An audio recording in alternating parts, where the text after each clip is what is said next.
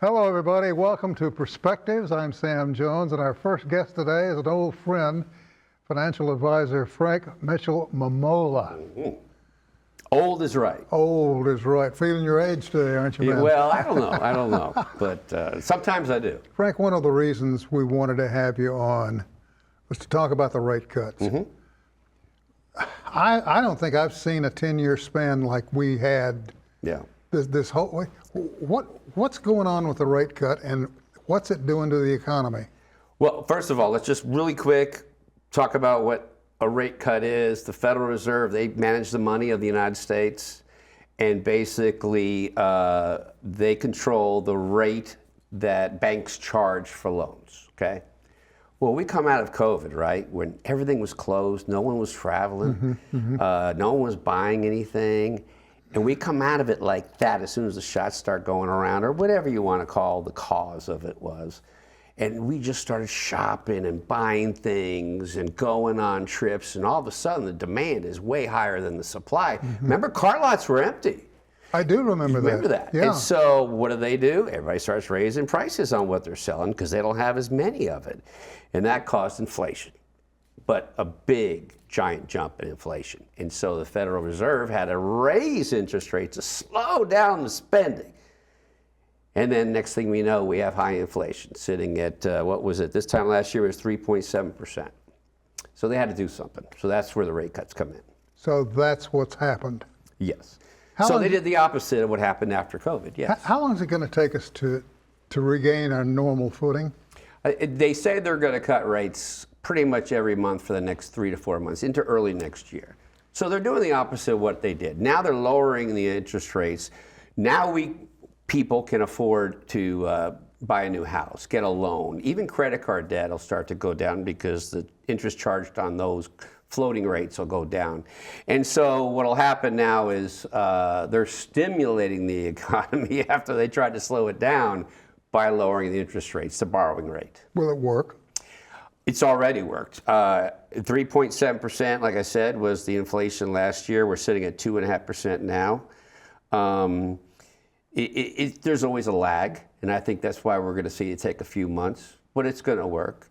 And so next thing you know, we're going to be looking at not 0%, but certainly low enough where people can afford a new car or a house. Sure. Well, I don't want to draw you into politics, but Right. I'm going to draw you into politics. Anytime, I can take it. It seems like both sides of the aisle are pointing the finger at one another. Example, let's just take cars, for example.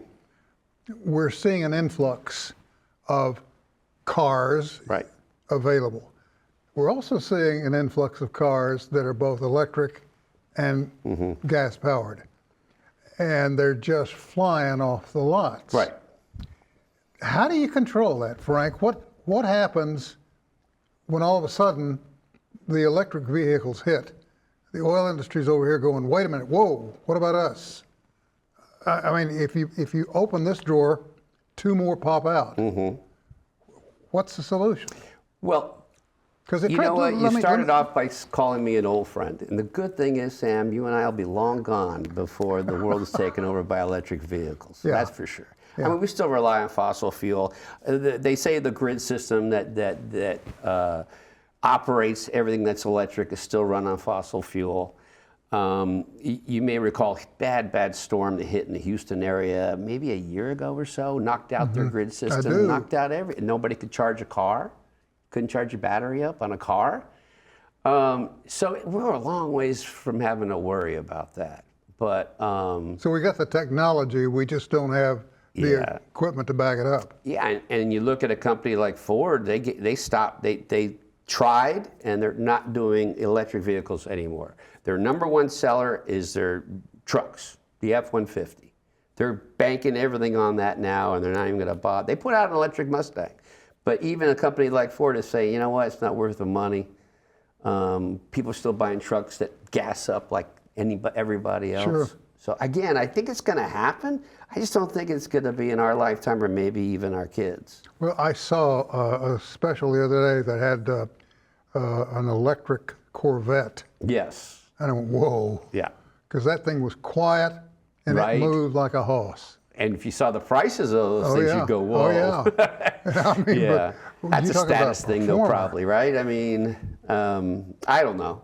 You're talking about somebody here. I still listen to compact discs and print things all the time, so I'm not the kind of guy to talk to about electric vehicles. But I will tell you something. The market has been great since the rate cuts started. So things like those companies and others, technology companies, are going to be soaring because they carry a lot of debt and they're considered small caps. And with lower rates, they can borrow for less and the stocks themselves will go up in value. At the same time, if you've got a lot of money in savings, CDs, or money market, that's going to go down because those interest rates that they're cutting are short-term rates. So suddenly we're going to go from short-term investing to long-term. To borrow a phrase from Ronald Reagan about trickle down. Yes. Because this whole thing seems to go, okay, we'll do energy today, tomorrow we're going to do groceries, then we're going to do, and it's just right on down the various, and people are paying more at the grocery store Yes. than they should. Yes.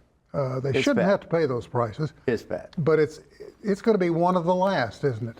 Yeah. Well, bottom line is it goes from top to bottom, like you said, the trickle down. So people who are on fixed income, they're the ones, the last ones going to see it.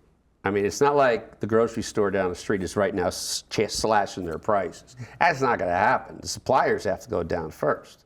And that's going to be a while, like you just said, trickle down. It's going to take, we'll go well into next year before we really, truly see those savings. So then we can take what the politicians are saying, throw that out the window and face reality. You know, that is a reality. And the politicians, although they do have an influence, they don't ultimately have the influence. And even the feds themselves don't answer to the president. So what you got to look at is we really were doing well until the pandemic hit, okay? And Now, it by was we, you mean the country as a all whole. of us, you and I, things were pretty well. We didn't have the inflation and all that. Pandemic hit, and it's just taken this long to really recover, not only from the pandemic, but all the inflation that was caused by everybody heading back out. You know, we got tired of sitting home, and I think it's going to take a while for, like you just asked, for it to settle back down. I hate to make an assumption remark here, but I'm assuming that this will have a direct and major impact on the market, on the stock market. It's already.